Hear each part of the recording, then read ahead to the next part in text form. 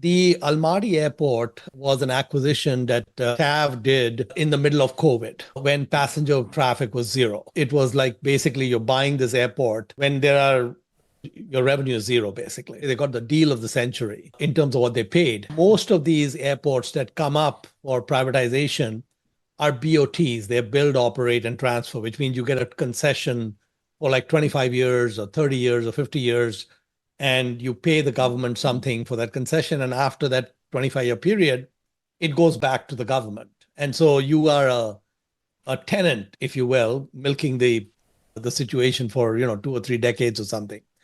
TAV, the Almaty Airport, was an outright purchase. They own it forever. They own it for the next 1,000 years. They don't have to pay anyone anything anymore. And part of the deal for them to get that airport was that they wanted to put in a new international terminal, which is going to actually go live in about 6 or 8 months. They've been building it. I visited that airport in 22. And the Almaty Airport is a very unusual airport in the sense that I don't know of any other airport in the world where inside the airport, some of the real estate was sold. So for example, the current duty-free operators in the current terminal own that space inside the terminal, even though TAV owns the airport. And TAV today at that airport gets zero duty-free revenue. Now, what TAV is doing is it went and talked to those guys saying, hey, listen, can we do a deal? And the price was so high, they said, okay, you keep the duty-free. It's okay. When the new terminal comes up, which is happening in 8 months, all the international moves to the new terminal and all the duty-free automatically goes to the new terminal, which means that TAV will now own 100% of the duty-free. And the people who had those duty-free shops in the old terminal, which will become a domestic terminal, can basically go pound sand. They'll convert them probably to coffee shops or something. So it's like there's nothing. And just to tell you, just to show you how duty-free works, just in case of some of your listeners are duty-free aficionados. When you go to some, duty-free shop and there's a $100 bottle of Johnny Walker or Chivas or something, the factory gate price of that liquor is $25 to $30.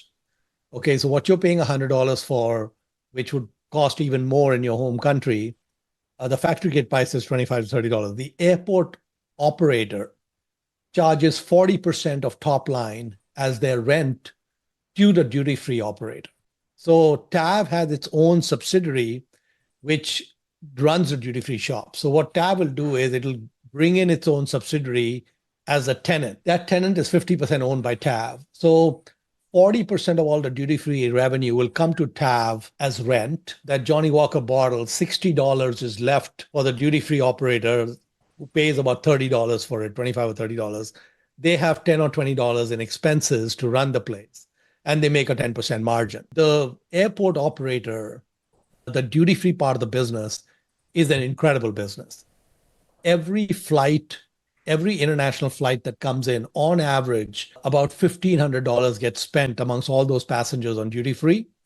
And the airport operator ends up with about $600 per flight as their fee, which if you divide it by, let's say, 100 passengers or something, it's like $6 per passenger. The terminal fees, which is also what they charge for international, which normally is about $7 or $8 or $9 per passenger. Currently in Kazakhstan, that number in Almaty is like $3 or $4. That is being bumped up about 20% a year by TAV. They're not taking it to 8 in one shot, but it's going up. So basically, if you think about the per passenger revenue, the international per passenger revenue, which TAV is going to get when the new terminal is up, it'll be like something like $6 per passenger from duty free and probably another $5 or $6 from the passenger fees, which used to be $3. So what used to be $3 per passenger will soon be $11, on its way to about $15. The other thing that has happened is that the traffic at Almaty, the passenger counts, they just actually today released some numbers. The 2024 passenger count and aircraft movement numbers are about 40% higher, 30 or 40% higher than 2019, which was the last year pre-COVID when things were normal. So they are basically getting an airport in 24, which is 30-40% larger in size in terms of passenger throughput and aircraft movement. Almaty is also the only one of the only airports where TAV does the fueling. They don't have the fueling rights at the other airports. It's very unusual for the airport operator to do the fueling. It's like you have a monopoly gas station for like 500 miles, and that fueling business has like a 40% margin. It's beautiful. Okay.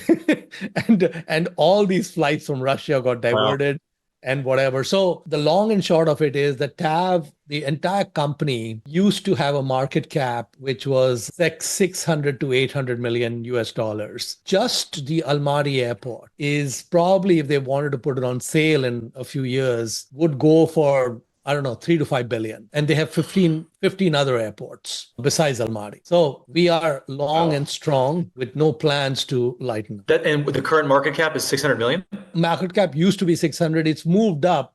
It's approaching about 2 billion now, but it's still very low. It's very low for the size and scale. And Turkey just dropped all visa requirements for US citizens. Their tourism business is through the roof. 2024 Wow. numbers are looking like about 30% higher than 23. All their Turkish airports are on fire. I mean, they're just doing exceptionally well. Yeah. And all their international passenger revenues are very high. So company is executing really well, firing on all cylinders. It's a very good management team. Yeah, basically that Almaty airport that they bought for 400 million, including the capex, which was two-thirds finance at like 4%, 30-year fixed, was just an incredible deal.